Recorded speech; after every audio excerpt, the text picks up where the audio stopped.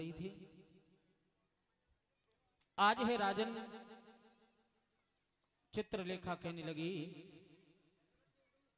कि बहन चिंता मत कर, मैं संसार के चित्र बना लेती हूँ, सबको मैं चित्र बना बना करके तुझे दिखाती हूँ, अपने पति को तुम पहचान लेना। चित्रलेखा ने कहा, राज दुलारी दुख तजो, मत चित करो मलीन, लाऊं प्रीतम खोज के मैं सब कला प्रवीण। चिंता मत करो, मैं तुम्हारे प्रीतम को खोज के लाती हूँ, सबके चित्र बनाती हूँ। चित्र बनाई, देवता, मनुष्य, किन्नर, यक्ष। हे राजन, जैसे ही भगवान कन्हैया का चित्र बनाया तो कहने लगी बस सकी, इसी ही कुल में मेरा प्राण प्यारा छिपा है। सबके चित्र बनाए, जैसे ही अनुरुद्र का चित्र बनाया, बोली बहन यही तो है मेरे चित्त को चुराने वाले। चित्रलेखा बोली बहन कैसे लेके आऊं, पर मैं जाऊंगी जरूर, क्योंकि वहां द्वारका की देखभाल तो सुरक्षा रक्षा और पहरेदारी तो भगवान का सुदर्शन चक्र करता है। पर तेरे लिए बहन चिंता मत कर, प्राण भले ही चले जाएं, जाऊंगी जरूर। मित्र हो तो ऐसा नहीं, भाइयों में ही मित्रता होती है, माता बहनों में एक दूसरे में भी मित्रता होती है। और मित्र वही जो दूसरे अपने मित्र का दुख को समझे। महाराज बाबा जी तो ये कहते हैं कि मित्र का दुख राजा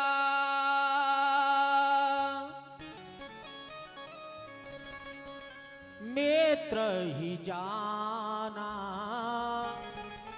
मित्र का दुख राजा मेरो समाना, मित्र का दुख राजा मेरो समान। अगर अपने मित्र पे थोड़ा सा भी कष्ट हो तो उस कष्ट को कैसा समझे, मेरू पर्वत के समान, ना जाने कितना भारी कष्ट है मेरे मित्र पर। हे राजन, चित्रलेखा चील का रूप बना करके उड़ी, इधर में द्वारकापुरी में पहुंची तो उसी समय नारद मुनि वहां आए तो सुदर्शन नारद मुनि से वार्तालाप करने लगे। इतने में मौका पाकर के चित्रलेखा महल के अंदर प्रवेश कर गई और सोते हुए अनुरुद्र को उठा करके ले आई और आकर के उषा के कक्ष में सुला दिया। प्रातः काल जैसे अनुरुद्र के नेत्र खुले, उन्होंने देखा एक परम सुंदरी उनकी पैरों की तरफ बैठी है। पूछा देवी आप कौन हो, तो सारा हाल बताया। भगवान शंकर मैया पार्वती ने मुझे बताया, सपने में जो आएगा वही तेरा पति होगा। तो महाराज आप मेरे सपने में आए। अनुरुद्र ने सोचा कि भगवान शंकर मैया पार्वती की आज्ञा है तो इसमें हम भी कुछ नहीं कर सकते, इसलिए आज अनुरुद्र ने उषा को स्वीकार किया। उषा का अलग महल है, बाणासुर अलग रहता है। हे राजन, उषा की मां आई तो उसने देखा कि मेरी पुत्री एक राजकुमार के समक्ष बैठी हुई है, तो उन्हीं पैर लौट करके चली गई। उषा कई दिन तक महलों के बाहर नहीं निकली। तो भैया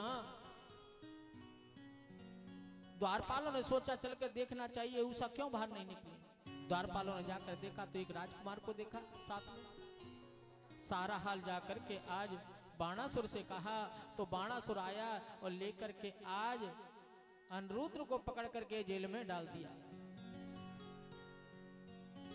नारद मुनि ने जाकर के भगवान कन्हैया को बताया कि अनुरुद्र बाणासुर के यहाँ जेल में डले हुए हैं।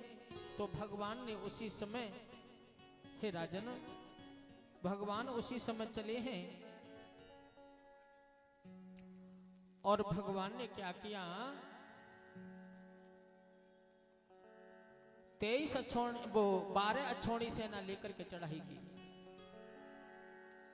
सोड़कपुर राजधानी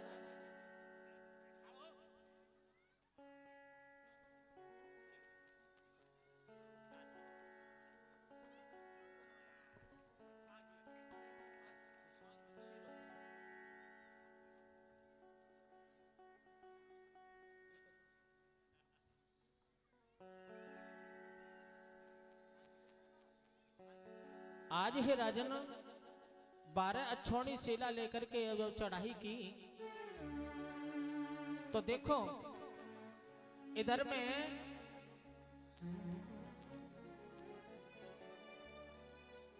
बाणासुर के महलों पे जो ध्वजा टंगी थी ना वो गिर गई। समझ गया कि यहां मेरी बराबरी का योद्धा आ गया। भगवान ने रणभूमि में जाकर के शंख को बजाया। इधर में देखो बाणासुर की तरफ से कौन कौन, कार्तिकेय, भगवान शिव जी स्वयं, प्रेत, भूत, डाकनी, बेताल इत्यादि ऐसी सेना लेकर के भगवान शंकर अपने शिष्य के प्राणों को बचाने के लिए बाणासुर की तरफ से भगवान से युद्ध करने के लिए पहुंचे। अब कन्हैया कैसे बाण चलाएं? भगवान शिव पर। भगवान शिव से कहा कि आप चले जाओ। बोले नहीं जाऊंगा, तुम मेरे शिष्य को मार डालोगे। भगवान ने एक जमाई बाण छोड़ा कन्हैया ने। जमाई लेते हुए आज भगवान शिव अपने कैलाश पर्वत पर चले गए। दोनों में युद्ध हुआ, महायुद्ध हुआ। और जब महायुद्ध हुआ तो राजन भगवान ने बाणासुर को मारने के लिए सुदर्शन का जैसे ही ध्यान किया तो उसी समय कोटरा आ गई। ये कोटरा कौन है?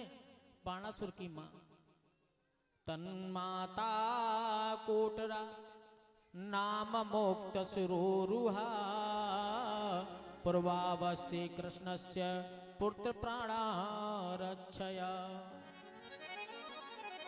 अपने पुत्र के प्राणों की रक्षा करने के लिए कोटरा निर्वस्त्र होकर के भगवान के समक्ष खड़ी हो गई। भगवान ने नेत्र बंद कर लिए। इतने में मौका पाकर के बाणासुर भाग गया। और जब भाग गया भगवान ने कहा, हे कोटरा, और तू मेरे सामने निर्वस्त्र क्यों आई है? बोले भगवान मुझे एक वरदान दे दो तभी हटूंगी। बोले बता क्या मांगना चाहती है? मेरे पुत्र को कोई सा भी दंड देना लेकिन प्राण दंड मत देना। बोले ठीक है। अब राजन कोटरा चली गई, तब तक बाणासुर भाग गया। भगवान आगे दौड़े। आगे जाकर के भगवान ने क्या किया, बाणासुर की जितनी भी भुजा थी सिर्फ 2 भुजा रहने दी, सारी भुजाएं काट दी। उन्हीं में बल था। बाणासुर शरणागत हो गया, भगवान से क्षमा याचना मांगने लगा। भगवान ने क्षमा कर दिया। अनुरुद्ध का विवाह करके उषा को लेकर के भगवान द्वारकापुरी में आकर के रहने लगे। बोली श्री वृंदावन बिहारी लाल की जय हो। हे राजन, इसके बाद द्रविड़ का उद्धार किया मेरे प्रभु ने। नारद का मोह को दूर किया। और हे राजन, एक बार और पांडव कहने लगे कि भगवान हमें राजसूय करना है। कृतराजेन गोविंद राजसूयेन पावनी यच्छे विहुत बदस्त संवादयाना। हे प्रभु, तो भगवान ने कहा तुम ऐसे राजसूय नहीं कर सकते। क्यों? बोले राजसूय करने का अधिकार सिर्फ उसको होता है जो विश्व विजेता हो, सब राजाओं को जीत ले। बोले हाँ मैंने सबको जीत लिया।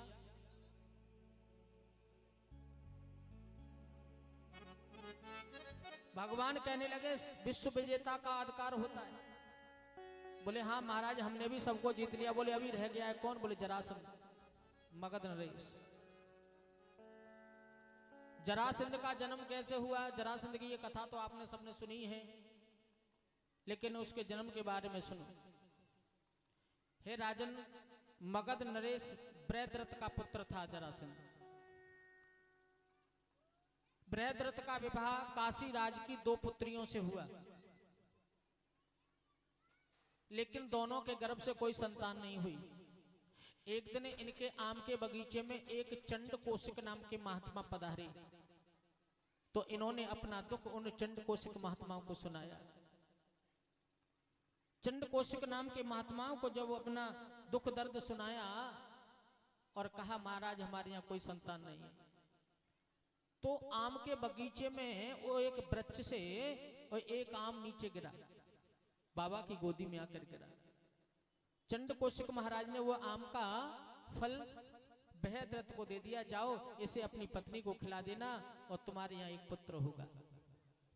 तो बृहद्रथ ने क्या किया कि पत्नी दो है, फल एक है, तो उस फल में से आधा आधा करके दोनों को खिला दिया। दोनों माताएं गर्भवती हो गई। समय आने पर दोनों के गर्भ से, दोनों के ही गर्भ से बच्चे का आधा आधा अंग पैदा हुआ। बृहद्रथ ने सोचा ये तो बेकार है, किसी मतलब का बालक नहीं है, आधे आधे अंग के दो बालक पैदा हुए। तो उन दोनों अंगों को जंगल में फेंकवा दिया। वहां उस जंगल में एक जरा नाम की राक्षसी रहती है। जरा ने दोनों अंगों को आपस में जोड़ा, 3 बार अपनी योग शक्ति से कहा जियो जियो जियो। वह बालक का अंग चिपक गया और वो बालक जीने लगा, रोने लगा। यही बालक आज जरासंध बना है, वही बालक जरासंध बना। राजसूय यज्ञ करने के लिए भगवान ने कहा कि तुम्हें पहले जरासंध को मारना पड़ेगा, जीतना पड़ेगा। ऐसे जाएंगे युद्ध करेंगे तो वो करेगा नहीं। तो बोले प्रातः काल सुबह वो सबको ब्राह्मणों को दान देता है, जो भी मन में इच्छा हो वो देता है। भगवान गए 5 पांडवों सहित वहां पहुंचे, ब्राह्मण का रूप धारण किया। इनका नंबर आया तो इनसे पूछा तुम क्या चाहते हो? बोले भगवान हम ये चाहते हैं कि हमसे आप युद्ध करो। तो उसी समय कहने लगा, जरासंध बोला कि आप ब्राह्मण नहीं हो सकते, ब्राह्मण कभी युद्ध नहीं चाहेगा, आप हो कौन? तो ये अपने अपने भेष में आए। बोले कन्हैया तू तो उससे युद्ध नहीं करूंगा, जो एक बार रणभूमि को छोड़ करके भाग जाए मैं उससे युद्ध नहीं कर सकता। और युधिष्ठिर जी सीधे हैं, इनसे युद्ध करना मुझे अच्छा नहीं लगेगा। अर्जुन नकुल सहदेव ये मेरे समान बच्चे के समान है मेरे लिए। हाँ कुछ है तो भीम तो है, तो भीम से युद्ध कर लो।